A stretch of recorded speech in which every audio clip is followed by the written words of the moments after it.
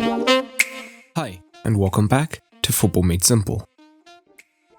Brendan Rodgers' Leicester City hosted Mikel Arteta's Arsenal in the Premier League. Leicester were looking to stay in touching distance of City, while solidifying their top 4 status, whilst Arteta was looking to arrest their poor league form. And the game ended 3-1 to Arsenal, thanks to goals by Luiz, Lacazette and Pepe, after Leicester had opened the scoring through Yuri Tielemans. The XG indicated it was a deserved win, 2.11 to 0.53. The XG time app showed that Leicester struggled to create good chances throughout the 90. But what tactics did both managers look to use? Let's take a closer look. A special shout out to everyone who's been able to support Football Made Simple on Patreon so far. If you want to help the channel, I'd love it if you considered supporting on patreon.com/footballmadesimple, and you'll get perks like early access to videos, exclusive content, and so much more. Here's how both teams look to line up, with Rodgers opting for the 4-4-2 with Iheanacho alongside Vardy, whilst Arteta stuck with his now preferred 4-2-3-1. Now, let's touch on what Leicester looked to do first. Leicester were determined to play out from the back when they had the ball deep from the goal kick, with Johnny Evans and Soyuncu splitting to the width of the box and the fullbacks moving higher and wider. Arsenal did at times look to press up higher. However, if it was a wide man who looked to pick up a wider centre-back, it meant that the outlet ball to the fullback would be on.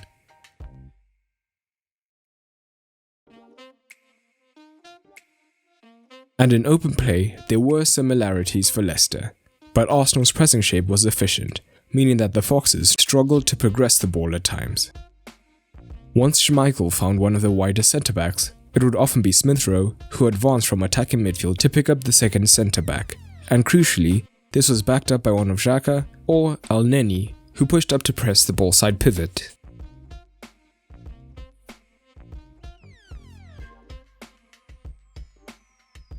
This meant that the Leicester man only had 2 short passing options available, and if he went wide, the Arsenal wide man could easily apply pressure.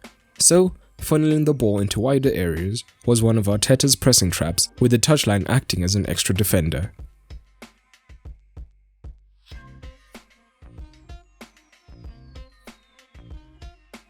So as the game went on, Leicester centre-backs began to head back to Schmeichel more and more often, so Arsenal successfully slowed them down. And crucially, once the ball was deep with the stopper, neither Lacazette nor Smith Rowe would press him, as this would potentially leave a man free to receive and progress higher up the pitch. So, by instead staying deeper and cutting off the passing lanes, Schmeichel had no options and was often forced to go long towards Vardy or into the fullbacks, which could often be intercepted. As a result, Schmeichel attempted 15 long balls in comparison to Leno's 9. In addition, Arsenal actually had a high passes per defensive action, as by design they didn't necessarily look to win the ball high, but instead opted to cut off the passing lanes.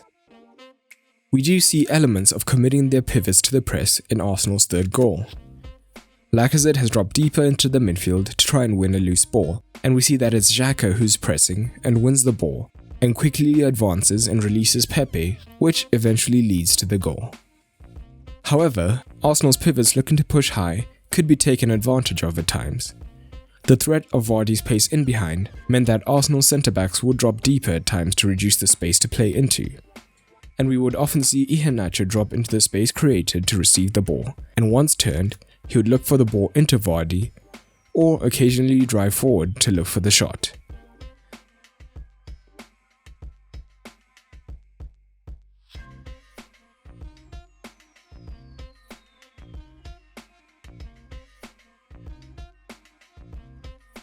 However, Mari, Leno, and Luiz coordinated well, ensuring that Vardy rarely got onto the end of any of these types of balls. But what did Victor's Arsenal look to do on the ball? Arsenal also looked to play out at times, with Leno looking to find the centre-backs, and Leicester used a 4-4-2 mid-block with Iheanacho looking to pick up a centre-back each.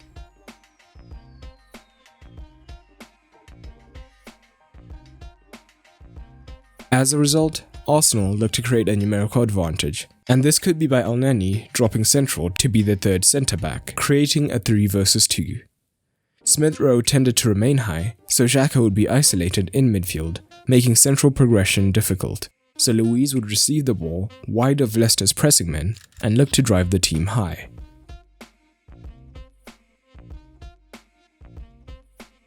But more interestingly, Xhaka tended to drop into a left centre-back role, which would allow Tierney to bomb forward, as he, not Willian, was the natural left footer, so getting out wide would allow him to get crosses in.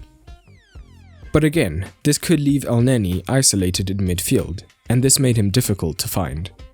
So, instead, attacking down the flanks made more sense.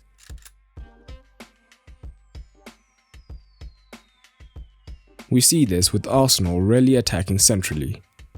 Interestingly, with Tierney high, Willian would often come deeper to receive the ball, creating more space behind the backline if the fullback followed him, and this would allow Tierney to be found, which they did successfully at times, and he could then look for a cross.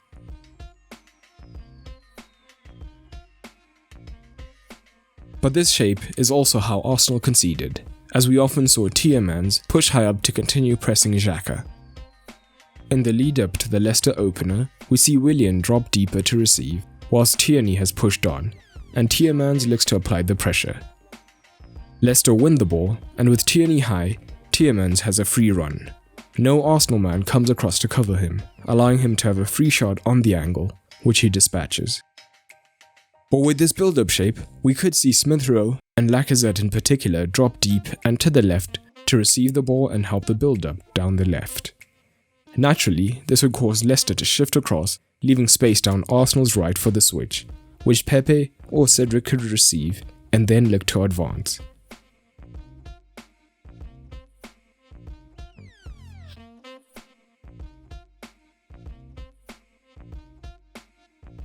And we see shades of this in the play that leads to Pepe winning the penalty.